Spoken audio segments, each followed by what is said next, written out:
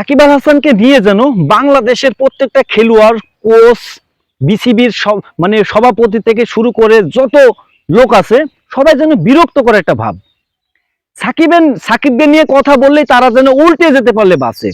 সাকিব আল হাসানের কথা বললেই যেন তারা বিরক্ত করে, রাগ হয়, অনেক রাগ দেখি। এর আগেও আমরা দেখেছি, কিন্তু এখনো বর্তমানেও দেখছি। এই তো সাকিব আল হাসানের জন্যই কিন্তু চ্যাম্পিয়ন ট্রফিতে বাংলাদেশ অংশগ্রহণ করতে পেরেছে।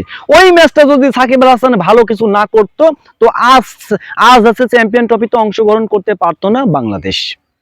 আর এই সাকিবের কথা বললে এখন প্রত্যেকটা খেলোয়াড়, প্রত্যেকটা কোচ দেখি রাগ দেখায়, এদের শান্ত।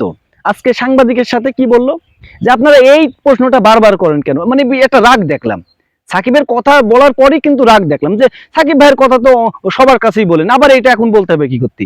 ভাই, এই যে আজকে চ্যাম্পিয়ন ট্রফিতে খেলতে যাচ্ছেন, এইটাও সাকিবের অবদানে। সাকিব যদি সেদিন ওই ভালো ইনিংসটা না খেলতো তাহলে কিন্তু আজকে আপনারা জীবনও চ্যাম্পিয়ন ট্রফিতে খেলতে পারতেন না। তো সাকিবের কথা শুনে আপনার রাগ করা উচিত হয়নি, বলতে পারতেন যে সাকিব ভাইকে তো অবশ্যই মিস করব, অবশ্যই মিস করব। সে নাম্বার ওয়ান, শেষ 18-19 বছর সার্ভিস দিয়েছে দলকে, অনেক সিনিয়র একজন ক্রিকেটার। তো সব মিলে সাকিবকে তো আমরা মিস করবই, কিন্তু আপনারা সেটা বলেন নাই। আপনারা আরো বারবার বলেন যে এই সব প্রশ্ন করেন কি করতে। আজকে যেটা খেলতে যাচ্ছেন চ্যাম্পিয়ন ট্রফিতে এত আনন্দ করে, এইটাও সাকিবের অবদানে। আজ দেশের ক্রিকেট যে অবস্থানে আছে, ওই 50% সাকিবের অবদানে।